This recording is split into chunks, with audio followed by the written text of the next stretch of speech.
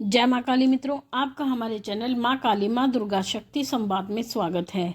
मित्रों, अगर आप हमारे चैनल पर नए हैं तो हमारे चैनल को सब्सक्राइब कीजिए, लाइक कीजिए, शेयर कीजिए, साथ ही नोटिफिकेशन बेल को भी प्रेस कीजिए, जिससे हमारी आने वाली वीडियोस का नोटिफिकेशन आपको तुरंत मिल जाए।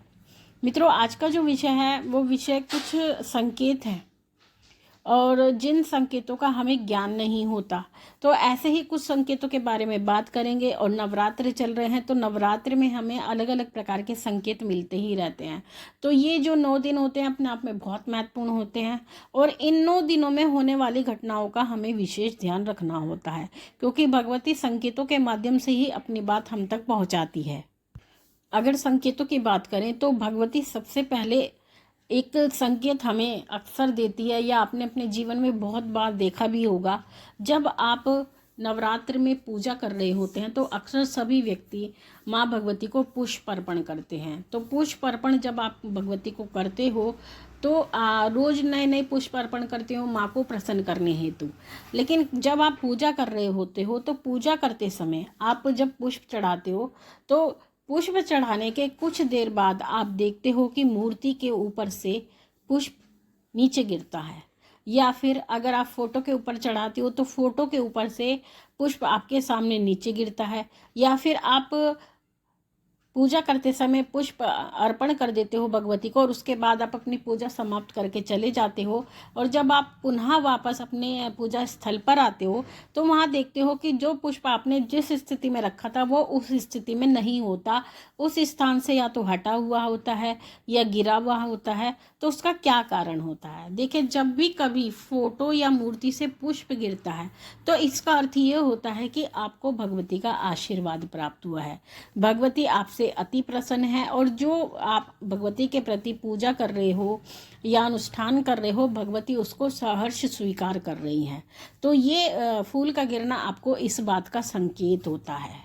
दूसरा, कभी कभी आप देखते हैं कि जब आप भगवती के सामने भोग अर्पण करते हैं, आप किसी भी तरह का भोग अर्पण करते हैं, जैसे कि माँ को फलों का भोग लगाते हैं, या फिर माँ को सुपारी का भोग लगाते हैं, लौंग का भोग लगाते हैं, इलायची का भोग लगाते हैं, तो आप क्या करते हैं, एक पान के पत्ते के ऊपर करके माँ को लौंग, इलायची, सुपारी आदि का भोग लगाते हैं और माँ के चरणों में रखते हैं।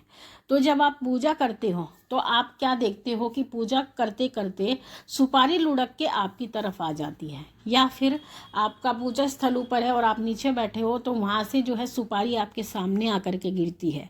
तो इसका क्या कारण होता है, क्या संकेत होता है? देखिए, जब भी कभी, या फिर आपने फल रखा है माँ के सामने, सेब रखा है या संतरा रखा है, वो सेब एकदम से लुढ़क जाता है, या संतरा है लुढ़क करके आपकी तरफ आता है या अलग साइड में हो जाता है, तो उसका ये संकेत होता है कि भगवती आपको प्रसाद दे रही हैं, और जो प्रसाद होता है वो कृपा का प्रतीक माना जाता है। तो जब कभी भी आपके सामने इस तरह का कोई भी भोग जो माँ के चरणों में आपने रखा है और वो आपकी तरफ आके गिरता है या अपने स्थान से हट जाता है, तो आप ये मान के चलिए कि आपको भगवती प्रसाद देना चाहती है। तो आपको वो तुरंत उठा लेना चाहिए और माथे से लगा करके उसको या खुद भी ग्रहण करें और अपने घर परिवार के लोगों को भी प्रसाद स्वरूप दे, क्योंकि उसमें भगवती की साक्षात कृपा बनी हुई होती है। एक आपने देखा होगा, जब आप नवरात्र अनुष्ठान करते हैं तो नवरात्र अनुष्ठान के दौरान आप जो भी भगवती की फोटो या मूर्ति स्थापित करते हैं, क्योंकि माँ के लिए अलग से चौकी सजाई जाती है, दरबार सजाया जाता है, तो उस समय पर माँ की फोटो या मूर्ति को स्थापित किया जाता है। तो जब आप पूजा करते हैं तो पूजा करते करते अचानक से जब माँ को आप देखते हैं तो माँ की मूर्ति में या माँ के फोटो में आपको भाव प्रकट होने लगते हैं।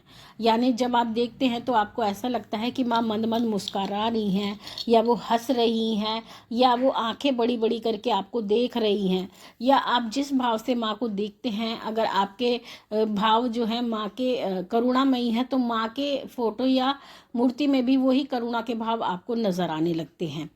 तो ऐसा क्यों होता है? उसका कारण ये होता है कि जो पूजा आप भगवती के लिए लगा रहे हो, जो अनुष्ठान आप भगवती के लिए कर रहे हो, उस अनुष्ठान के माध्यम से भगवती से आपका संपर्क जुड़ चुका है।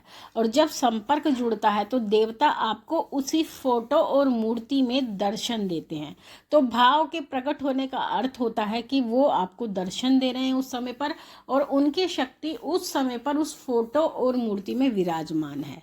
तो ऐसी स्थिति में आपको माँ के सामने नतमस्तक होना चाहिए, अपनी नाक रगड़नी चाहिए और अपनी गलतियों के लिए क्षमा मांगनी चाहिए, और माँ से ये प्रार्थना करनी चाहिए कि सदैव आप उनके चरणों में लगे रहो और माँ की सेवा अर्चना इसी प्रकार से करते रहो, भगवती आपको शक्ति प्रदान करे। तो माँ से आपको ऐसी प्रार्थना करनी चाहिए। तो ये संकेत जो हैं आपको माँ के सामीप्य का संकेत देते हैं कि आपको माँ की निकटता प्राप्त हो चुकी है। तो मित्रों, ये थी जानकारी आप सभी के लिए। माँ भगवती से यही प्रार्थना करते हैं कि वो आपके भंडारे भरती रहे, आपकी सभी मनोकामनाओं को पूर्ण करती रहे, आप पे अपना पूर्ण आशीर्वाद बना के रखे। आपसे जल्द ही मिलेंगे, तब तक के लिए जय महाकाली, जय महाकाल।